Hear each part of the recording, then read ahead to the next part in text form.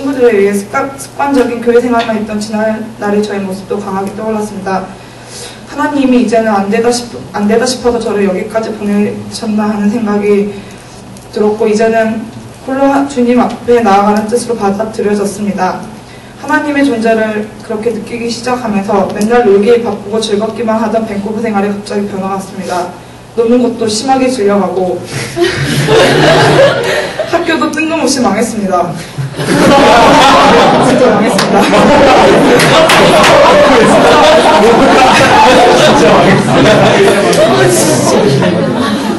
그래서 그런데다가 생각했던 생활비도 예상보다 빨리 떨어져가고 마음이 너무나 혼란스러운 가운데 일을 찾아 나섰습니다.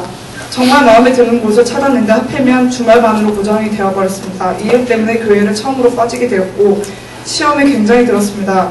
당연히 주의를 위협하는 일을 미련 없이 버렸어야 하는데 저는 그러지 못했습니다. 결단을 쉽게 하지도 못하는 제 모습에 너무 속상해서 주님께 그날 엉엉 울부짖으며 기도드렸습니다. 하나님, 그곳에서 정말 일하고 싶은데 주님이 싫어하니까 내일 가서는 꼭 그만두고 말하겠습니다.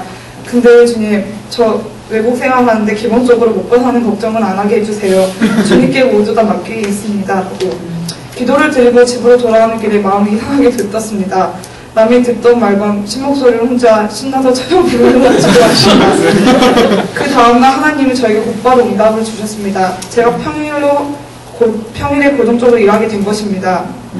주님은 제가 밴쿠버 생활하는 데 있어서 먹고 사는 문제를 이것으로 한 방에 해결해 주셨고, 더불어 제가 앞으로 교회 생활을 하는 데 있어서의 모든 환경을 열어주셨습니다. 그 가운데 헬로우 스퀘어 일기 모집이 있었고, 처음에 뭔지 잘 몰라서 선뜻 나선다고 하진 않았었는데 목사님께서 다가오셔서 참가 여부를 직접 물어보셨고 저는 잠시 뜸들였습니다. 하지만 제 스케줄은 오후 2시 이후로 딱히 할 일도 없었고 아무 핑계도 될 수 있는 거리가 없어서 바로 참가하게 되었습니다. 그렇게 아무 기대감도 준비도 없이 저는 헬로우 스퀘어에 참가하게 되었는데 첫날 맛있는 저녁을 먹어서 기분이 너무 좋았고 그런 상태로 목사님의 특별히 경청하게 되었습니다. 불신자를 대상으로 하는 교육임을 강조하셨고 어렸을 때 교회에 자주 들어왔던 터라 저는 솔직히 조금 익숙한 내용이겠거니 하고 생각했습니다. 하지만 목사님 토크 중에 하나님과 세상의 발을 한 짝씩 거칠면서 어중간하게 있는 사람은 불신자만도 못하는 말로서 꼭 말만 못해 신자인 저를 두고 하시는 말씀 같아서 너무 충격을 받았습니다. 말만 못해 신자가 교회 다닌 세월만 길었지 저는 그분에 대한 게 막상 아는 게 하나도 없었습니다. 그래서 그 뒤로는 정신을 똑바로 차리고 하나님에 대한 진리를 듣고 깨닫게 되었습니다. 새해 4번째 날이 되면서 성령 체험에 대한 간증과 내용은 저를 설레게 만들었습니다.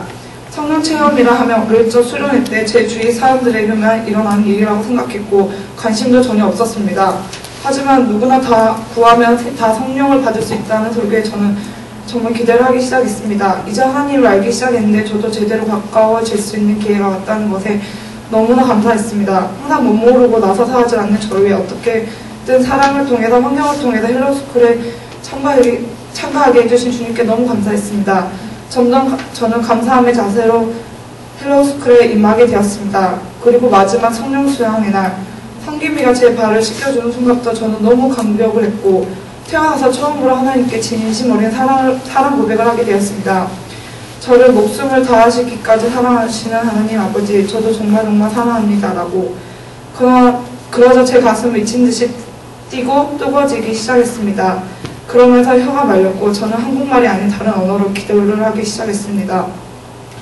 기다리고 기다렸던 자녀의 작은 사랑 고백 한마디에 주님은 저에게 그분의 사랑을 성령님을 통해 곧바로 몇 차례는 더 듬뿍 느끼게 해주셨습니다.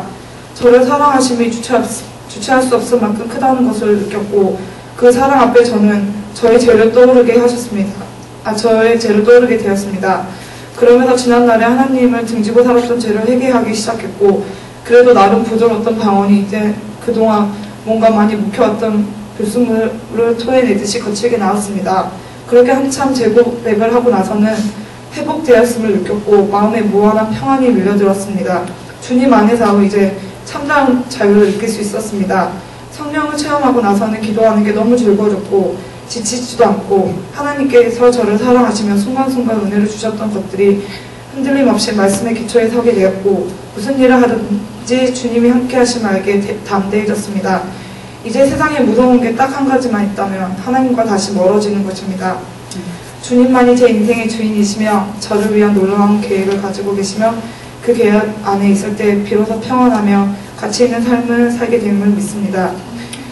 몇 번 많이 튕기면서 미뤄왔던 간증을 부족하지만 이 자리에서 여러분께 함께 나눌 수 있게 해주신 주님께 너무 감사드리며 여러분도 그분의 계획으로 이 자리에 있음을 믿으며 축복합니다. 감사합니다.